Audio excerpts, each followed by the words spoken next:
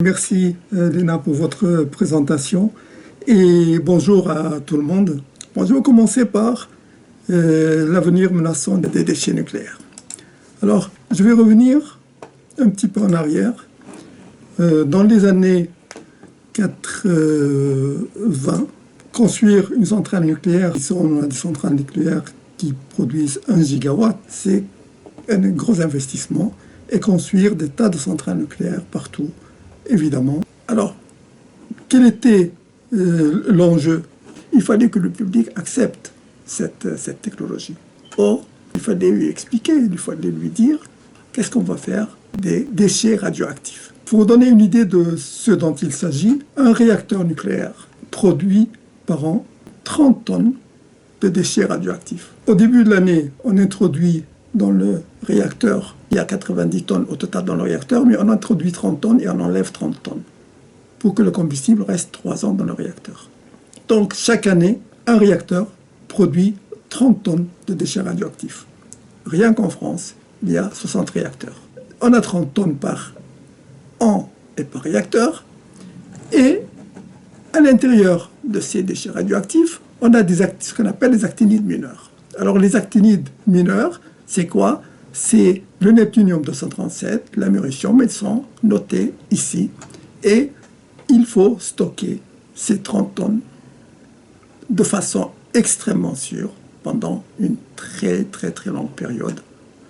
Et évidemment, le public savait qu'on ne sait pas stocker ce genre de déchets pendant une période aussi importante.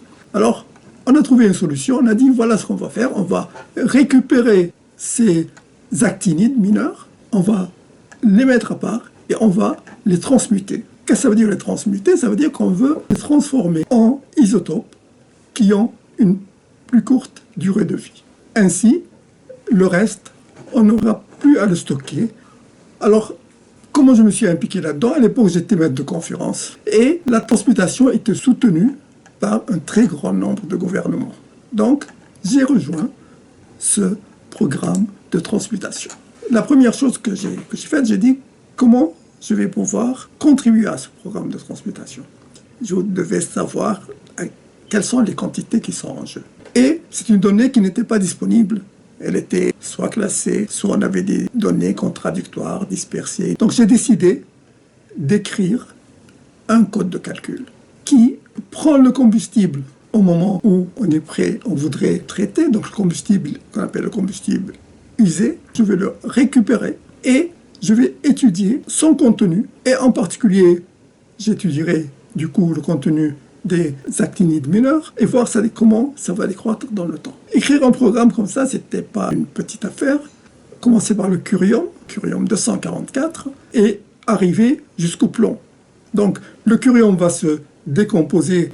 Alors chaque isotope du combustible peut se décomposer entre plusieurs branches, émission alpha, émission bêta-, et on peut passer d'une branche à l'autre, c'est-à-dire un isotope qui est produit par bêta- à partir d'un isotope peut être aussi produit d'une autre façon et arriver là.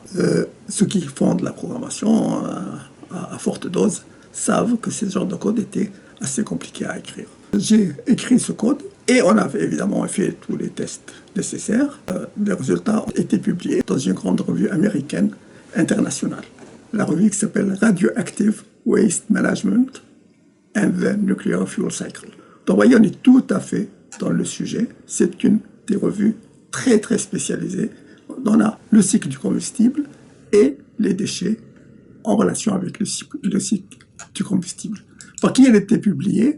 L'éditeur scientifique, c'était des éditeurs des meilleurs laboratoires américains. D'accord? Donc, j'ai publié ce premier article. Bon, je vous montre le type de résultat. Vous voyez, on part ici de n'importe quel radioisotope et on va arriver jusqu'au plomb. D'accord? Donc, on part du curium et on va voir toutes les filiations et on va voir à chaque instant, sur 10 puissance 7 ans, on va voir à chaque instant. Vous voyez, il y a des isotopes qui se forment en dehors du réacteur, d'accord? Donc, ils sont formés par les autres isotopes qui décroissent. Et on voit un petit peu ici, j'ai pris plusieurs filières. Ici, j'ai pris le retraitement. Si on retraitait le combustible, qu'est-ce qui se passe et qu'est-ce qui se passe? Que deviennent ces déchets si on retraite le combustible?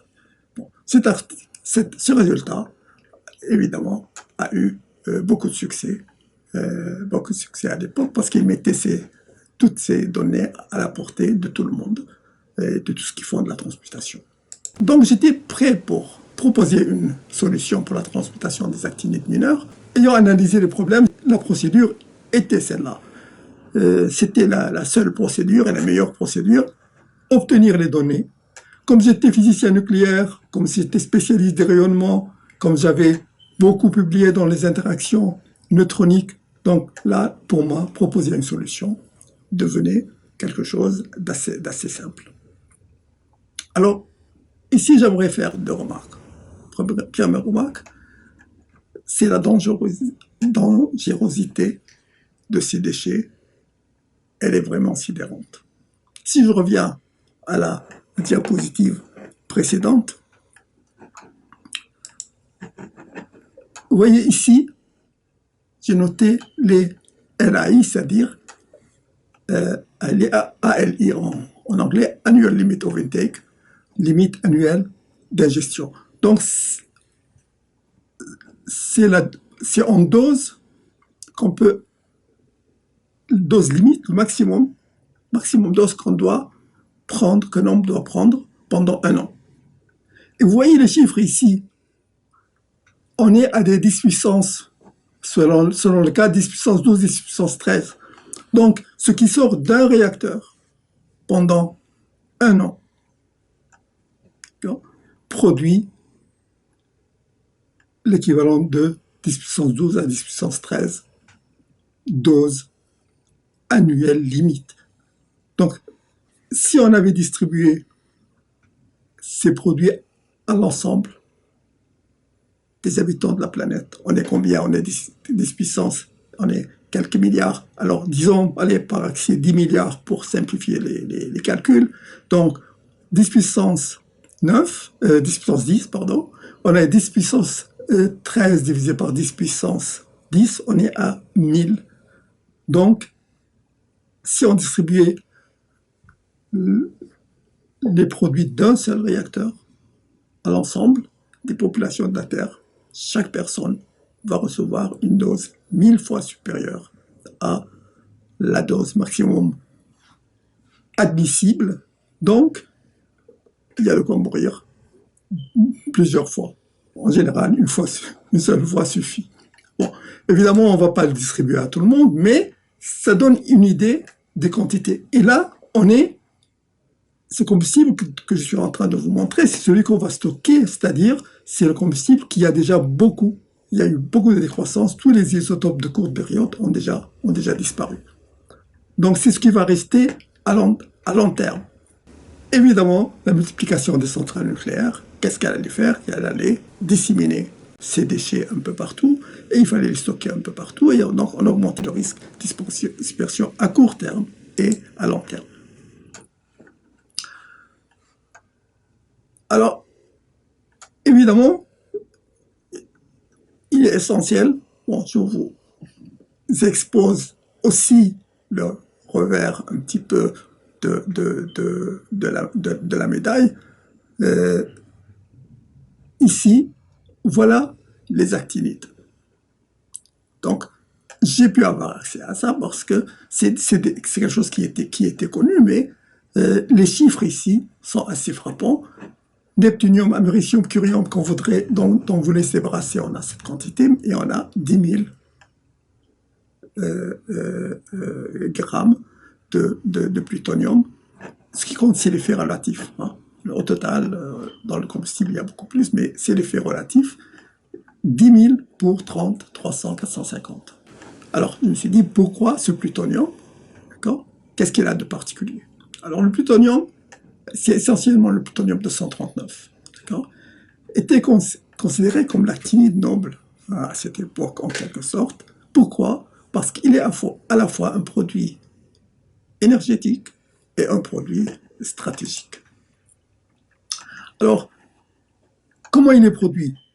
durant le séjour du combustible dans le réacteur, hein, comme il est fissile, il libère de l'énergie.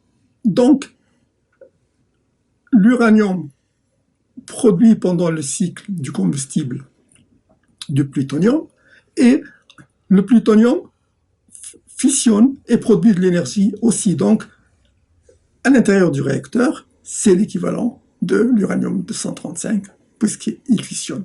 Mais quand il est déchargé, mais on en décharge quand même beaucoup avec le combustible usé, comme on l'a vu tout à l'heure.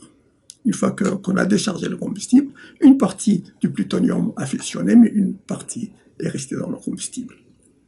Et une grande partie, comme on vient de le voir. Et il est aussi produit par des réacteurs militaires pour la fabrication des bombes nucléaires. Sa période radioactive du plutonium 239 est de 24 000 ans. Alors, le plutonium est un produit stratégique, d'accord? À cette époque, on était en pleine guerre froide, en particulier les Américains et les Russes, rivalisaient pour produire des bombes nucléaires au plutonium, entre autres au plutonium, mais aussi des bombes thermonucléaires. Les stocks des bombes s'élevaient à plusieurs milliers de bombes chacun. Donc, ils avaient beaucoup de milliers. On parle en moyenne de peut-être au moins 10 000 bombes atomiques, bon, de quoi détruire X fois la Terre. Et pourtant, ils continuent à en fabriquer. On se demande pourquoi. Évidemment, ils devaient renouveler certains stocks, mais les quantités qu'ils produisaient étaient divergées et on se demande vers où ils voulaient aller. Donc, du coup, j'ai reformulé l'objectif de la transmutation. D'accord ? Bon, j'ai publié cette reformulation dans un article de la même revue américaine que je vous ai montré tout à l'heure. Cet article s'intitule « Plutonium and Reactor Transmutation ». J'ai démontré que la transmutation des actinides mineurs n'a pas d'intérêt pour le stockage à long terme. Évidemment, c'est un résultat complètement inattendu, parce que tout le monde travaillait pour éliminer ces actinides mineurs, et ma conclusion, c'est ça n'a aucun intérêt. Pourquoi? Parce qu'en tant que produit énergétique, c'est-à-dire en tant que produit qui délivre de l'énergie dans le réacteur, il devient au déchargement un déchet radioactif plus dangereux que les autres actinides mineurs. On l'a vu aussi bien dans les courbes que dans les quantités que j'ai montrées, qu'il y a beaucoup plus de plutonium, et du coup il est beaucoup plus dangereux que les autres quand il sort du réacteur. Quand il est dans le réacteur, très bien, il est fissile, mais quand il en sort, il devient... Donc, et j'ai étudié les stratégies pour essayer de voir comment on peut le réutiliser, etc. Aucune stratégie de recyclage sérieuse, d'accord, qui peut éliminer le plutonium. On peut l'utiliser comme combustible, etc. Mais on en produit souvent beaucoup plus qu'on l'utilise. En tout cas, il n'y a pas une filière qui prend le plutonium et qui le transmute. Ça n'existe pas. Donc, à quoi ça sert d'éliminer des petites quantités de produits à vie longue si on a le plutonium? Donc, j'ai dit, toute stratégie de transmutation doit inclure le plutonium. Donc, elle devient, dans l'état actuel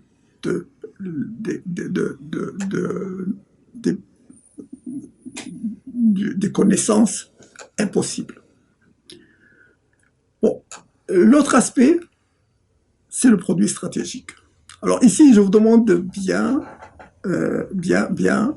écouter ce que je vais dire, parce que c'est quelque chose. Je l'ai écrit, d'accord? Donc, il est dans l'article, c'est publié. J'ai écrit « In the case of good quality strategic plutonium, the product itself is, for a period of time, a strategic material, and it will become afterward ». Vous voyez, je ne dis pas peut-être, etc. « It will », j'affirme, ça va devenir ensuite, when the weapons will be decommissioned because of international treaties or new technological developments et radioactive waste. D'accord? Donc, je suis en train de dire, ok, aux responsables qui produisent des bombes nucléaires, vous n'êtes pas en train de produire des bombes. Vous êtes en train certainement de produire des bombes, mais vous êtes en train de produire potentiellement des déchets radioactifs qui sont très graves parce qu'on ne sait pas quoi en faire. Alors, en fait, ce que je dis ici a deux portées. D'accord? Il ne faut pas oublier qu'on était en pleine guerre froide. Hein. C'est-à-dire, ça a été dit en pleine guerre froide, ce que je suis en train de dire. Alors, il y a deux facettes à ce texte. Il y a une facette diplomatique, bon, celle que je vous ai montrée. Je veux dire, voilà, ça va devenir un déchet radioactif. Mais aussi, il y a une facette cachée qui était destinée aux décideurs pour qu'ils comprennent l'aberration qui comprennent l'aberration de la course aux armements, mais qui n'ont pas d'arguments pour la contrer. C'est-à-dire, en fabriquant des bombes, on va récupérer du plutonium. Et en fait, c'est nous qui serons embêtés par le plutonium. Donc, ce n'est pas nos ennemis qui seront embêtés. Nous serons embêtés nous-mêmes par le plutonium et le monde entier, évidemment, parce que ces quantités de plutonium, on se demande aujourd'hui. Alors, inutile de vous dire qu'aujourd'hui, personne... il y a toujours quelques personnes qui rêvent de transmutation, mais aujourd'hui, officiellement, la transmutation n'est plus à l'ordre du jour. On parle du stockage des déchets, de très haute activité. Alors, avant de passer à la deuxième partie de mon exposé, j'aimerais tirer une petite conclusion pour vous. D'accord? En fait, la première conclusion que j'aimerais que tirer, c'est d'attirer votre attention sur le fait que vous devez, si vous voulez être bien dans la vie, vous devez avoir l'esprit critique. C'est pas parce que on vous a dit qu'il faut faire telle chose que cette chose est bien. J'aurais pu très facilement beaucoup plus gagner. J'avais beaucoup plus à gagner en proposant une stratégie pour transmuter les actinides mineurs qu'en disant il n'y a pas de stratégie. Et ensuite, c'est à vous de choisir après tout. Hein. Mais d'abord avoir l'esprit critique, c'est-à-dire regarder avec un esprit critique, ça c'est la première partie de la conclusion. Et la deuxième, et ensuite, vous choisissez en fonction de ce que vous êtes, de ce que vous voulez, comment vous vous situez, l'attitude à prendre quand vous êtes dans une situation de ce type.